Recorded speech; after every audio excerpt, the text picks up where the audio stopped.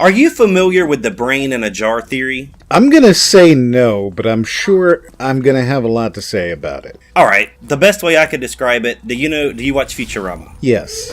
Alright, so how they have the brains that are in a jar, but they're still conscious, even though they don't have a body and they understand everything going on around them? Right. It's sort of like that, and this game actually plays on that philosophical idea of your brain functioning, but this is taking place in like a virtual reality of sorts. I'm a huge fan of that. I thought that's what you were talking about. I talk about it a lot, but I am a transhumanist, and the idea of a brain in a jar, my family can attest, is something I talk about pretty frequently. Well, that's interesting. Maybe you'll have some interesting stuff to say about this game, which is called Icebox Speedgunner. Hey guys, this is Brax. And this is Moriarty. When you say Speedgunner, is that because this is a Twitch shooter? What is a Twitch shooter? You don't really aim, you just kind of shoot at things. You gotta be twitchy, quick and fast, and jump around and shoot things quickly. Absolutely, positively, yes. That is exactly what this is.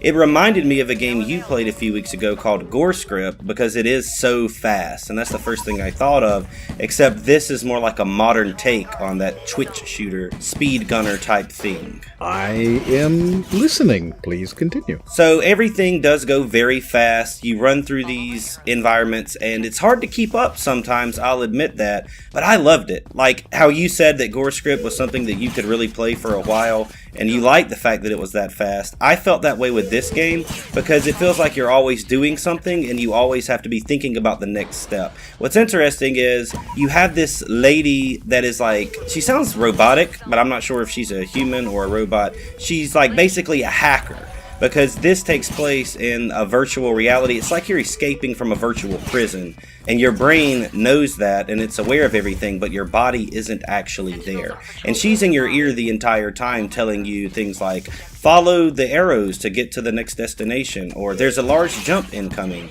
or there are sentinels ahead. Stuff like that, so you always have to be listening and moving very quickly, because these levels are timed, and your score is affected by how quickly you can get through it. This looks awesome. It looks so much fun. It looks also like it's very heavily about movement, which I appreciate. I like movement-based games. It is really about movement, and I'm not the best with a keyboard and mouse, I'll admit that, but even me, I got a satisfaction out of it, feeling like, hey, I feel like a real PC gamer playing this one, because it is about strafing, running fast, double jumping in ways that will help you get to the other side of the map more quickly. Like, this is a speedrunner's dream, because each of these levels doesn't change. So you could run through the level quite a few times and just absolutely master it to get every single second out of it that you really want to.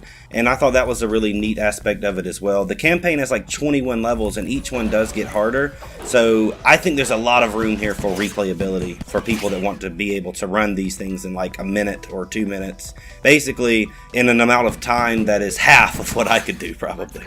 That's awesome. You say that this made you feel like a PC gamer for the first time. I think that's incredible because, being a PC gamer is such a different thing than being a console gamer. There's different, everything there, Do you know what I mean now? Now that you've got that feeling, do you feel what I mean when I say it's not quite the same thing to say you're a gamer and then to say you're a PC gamer? Like, they're different. Yeah, I get it, and with this game in particular, because I can't even imagine analog sticks being able to deal with the sensitivity of this game. Like, it wouldn't even work. You have to have a mouse to be able to do it, because you just move around so quickly and you look at things so quickly, and I could never imagine doing that with a PS4 or an Xbox controller. Certainly not a Switch controller.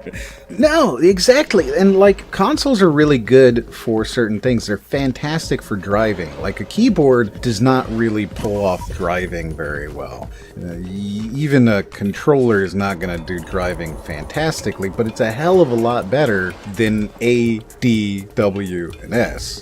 That just doesn't work for driving very well because it's all or nothing when you're using a keyboard. So if you hit the D key, you are 100% turned to the right. And when you're driving, sometimes you don't want to do that. You just want like a slight right. So the joysticks are really good there. But for a lot of games, joysticks just don't work for the kind of precision that you want. And that's kind of like the thing that separates a PC gamer from a console gamer in my mind is precision. You know, there's a reason why when you play a console shooter, it has auto aim turned on automatically all the time. And that's because you can't be that precise. Yeah, absolutely. And that's why there's been so many problems in the past with cross-platforming stuff. Like if they want to make it where PC gamers and PS4 or Xbox users can play on the same game, it's just really not going to work out a lot of the time. A lot of people are worried about that with PUBG and other games like that are shooters that depend a lot more on precision. So I totally understand what you mean there. Yeah, so there is definitely a difference between a PC gamer and a console gamer in the hardware alone. Like, it's not just, oh, PC Master Race bullshit. Like, it's straight up, you're going to be more precise. So you feel like you need that precision for this kind of game. And I agree with you. I think that any game that you're going to be doing twitchy shooting and you're going to be doing fine motor movements and trying to do these pixel perfect type of jumps and things, it's a little bit outside of what a console can do. So when you say, hey, I felt like a PC gamer, man, I hope everybody's right there with you. And if you don't get that, if you're not a PC gamer, if you've never experienced that, maybe this is the game that would give you that feeling. I certainly think it could be, because it's not overly complicated. It's not like a game that's super hard to learn.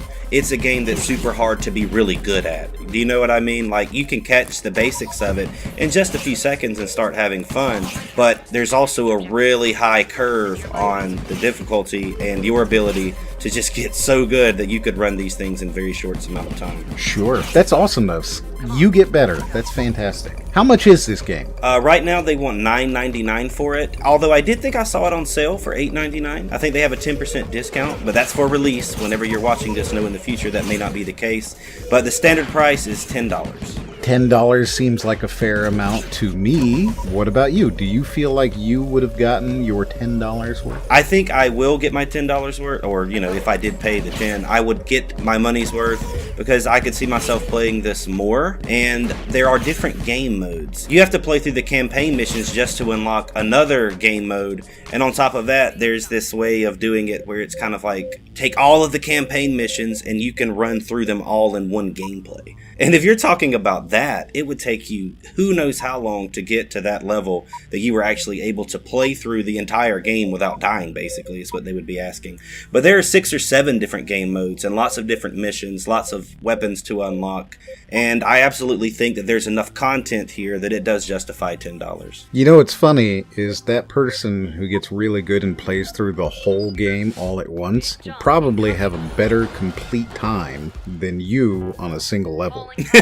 Yeah, that's a possibility. I wouldn't. That's how these things work. You have these people doing speed runs, and it's like, oh yeah, they, speed run the entirety of Half-Life in 8.5 minutes, or a guy speed runned or speed ridden Prey when that game came out, and he had the entire game beaten in like 11 minutes. It's a 40-hour game. I've always been the person to say, oh, they have no life, they need to get a life. But no, if he can do it like within days of it being released, that's just talent. I have to give it to him there. There you go, man. Well, this game looks fantastic to me if you're the type of person who wants to feel like a real PC gamer. Yeah, I think that's a good way to think of it. Definitely a PC game. If you guys are interested, be sure to check it out on Steam. If you enjoyed this video, be sure to watch another one of those videos that you see in the corners right now. This has been Brax. And this is Moriarty. And we'll see you guys on the next one.